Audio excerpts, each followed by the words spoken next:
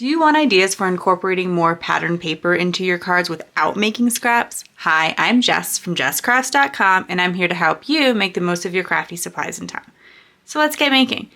Today I have a collaboration for you. It is part of the Oso inspired collaboration that's facilitated by Call Me Crafty Owl. This is actually the last month that I will be participating, but it will continue on, so make sure that you are subscribed to some of those other channels. We all take a look at one inspiration image and we create cards based on it. So you can find all of those links to the other participants in the video description, and you can play along with the hashtag in the video description. So if you want to make a card that is also inspired by this. Now this is originally by Shari Moss, who is at Shari Moss on Instagram. You probably know her, but there will be a link for her as well. And I decided to create a paper busting template inspired by this. I thought, the rainbows are really fun, but how would I do it with pattern paper? Because there isn't really any pattern paper on this card. It looks like she created that with stencils, but I love pattern paper. So I have a new paper busting template based on it. And we're going to use a rainbow, but we're still not gonna make any scraps. So I'll kind of walk you through that. I'm going to pick one sheet of every rainbow color, and then I'm going to cut them all according to the sketch, which when I make one card with that, it would lead, now I can do a very traditional rainbow like this with this pack of paper, or they do have some alternative colors. This is from Sunny Studio. They do have like a lime green and more of a teal blue and that kind of thing, or a pink instead of red, which you can see that Shari's also incorporates more of the pink than a traditional red. So whatever kind of floats your boat. And she also has multiple colors in her rainbow, not just the traditional 7. I'm gonna just use 6 because my pattern has 6 pieces of paper on it. So each and every one of these 6 pieces of paper, I am going to cut according to this template. Now this is available at jesscrafts.com or the very first link in the video description. You can grab this template, and I'll cut just one for now. There are no mats for these, so it's just pattern paper right onto the cardstock card base. I need to start by cutting a piece, and actually you see there's a starburst on the side. I'm actually going to be using the reverse side, so not to be confusing there. All right, I'm going to come to 1 3/4, and then that needs to be by 3 inches. So this is 1 3/4 by 6, but I got to get 2 pieces of it, and then I'm going to cut it at 1 1/4. Which will leave me with a 3-inch. So I'm gonna measure that instead. Then this one that is 1 1/4 by 6 inches. And this is, again, it's all on the sketch. You don't have to pay attention to these measurements. You just download it and you're good to go. And it says to cut 2 1/2 off of it. And then this is where it's gonna get a little bit tricky because I'm gonna only cut little 1/2-inch strips. So I'm definitely gonna be measuring from this side. So I have 3 1/2, and I'm gonna go to 3, and that'll give me a 1/2 inch here, and I don't have to make that teeny tiny measurement. And then again, 1/2 inch, which will bring me to 2 1/2. So these are all the pieces I would need to make one card.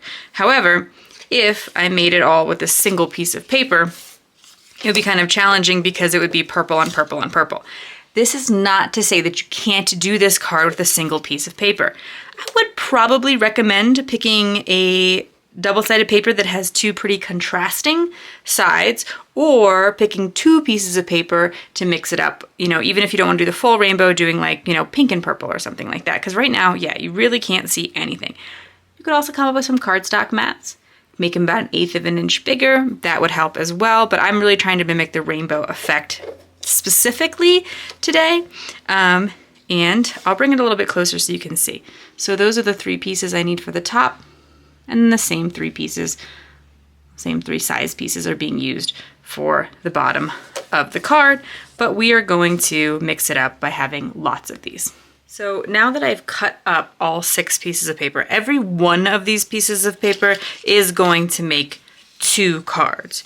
So 6 papers means I am going to wind up with 12 cards, but that's okay because they're going to be super fun cards, and I've put all this work into it one time, and I'm going to get all of these cards as a result. Now, I have enough that I can make 4 traditional rainbow cards. And I'll show you how that's going to look. So I'll have the red, orange, yellow, and then I want to reverse things, and I'm going to go to green, blue, oops, wrong size, blue, and then purple. And so across my card, I will have this rainbow pattern. And I have 4 of each of these things, like each of these sizes of each color. So I'm gonna reserve all of that for my first 4 cards so that I know not to use them on any of my future designs. I need the big greens, the medium blues, the small purples. Okay, now that I've put those all aside, I can decide how to do my next set. And I could, something like if you want to kind of keep the rainbow idea, is I can go orange, yellow, red, and then we'll reverse it as well, purple, green, blue. And so it's a little bit different, although I think actually, I should probably do it this way. It should be yellow as the big one. Got a little mixed up in my rainbow order there. Oh, we used orange. That's why it doesn't work. I knew there was a problem. There's a reason it doesn't work like that. Okay, so orange, yellow. Or is it orange, red? Ah, sorry guys.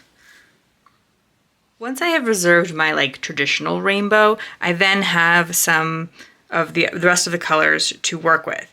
Now, I'm gonna try to do like a bit of a reverse rainbow, like I'm still suggesting the idea of a rainbow.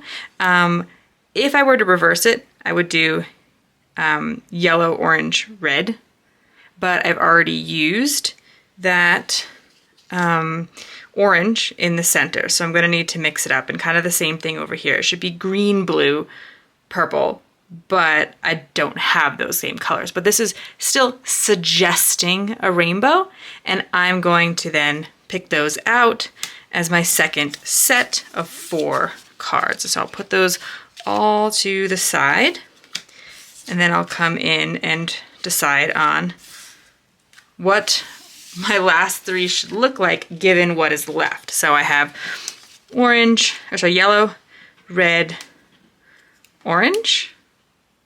And again, that pretty much does suggest the rainbow. Things are out of order again, but that's totally okay. So you see these all will appear to be rainbow cards, even though they're not all gonna be traditional. And I thought that was a fun way of creating a lot of cards with the same idea, but not creating any scraps. So I'm ready to create my rainbow across the card, and I think I messed up when I was choosing my colors earlier, so I'm sorry if that was all a little bit confusing, but I did just want to show you that you could like make different rainbow combinations and that all the cards would be pretty rainbow-like. And there will be pictures of more of the completed cards on jesscrafts.com, so if you want to kind of see how they all ended up. But this is that traditional rainbow where we go red, orange, yellow, green, blue, purple. And that's how you would do that. Now you can of course do whatever combination works for you. And like I said, you don't need to make these rainbow cards. I'm just being inspired by this rainbow here. And then I am going to stay with the large sentiment because I really want to kind of pull the 2 halves together. Although I think I kind of, with my design, I don't know, I kind of maybe like it a little bit better. And also the word that I chose, because the word that I chose is quite large. Like it stretches all the way across the card, but it's not necessarily as tall as the one Shara used. So I think hers works really well for a vertical card, but mine lends itself a little bit more to a horizontal card. And so then I can add my sentiment. I don't want to take up too much more of your time because I want you to have time to check out all the other videos as part of this collaboration. If you found this video helpful, here's another video where you can find more ideas for enjoying your crafty time and supplies. Let me know you like this video with a share to your crafty community. Subscribe and click the bell so you don't miss the next template or tutorial, and check the video description for product links. See you in the next video.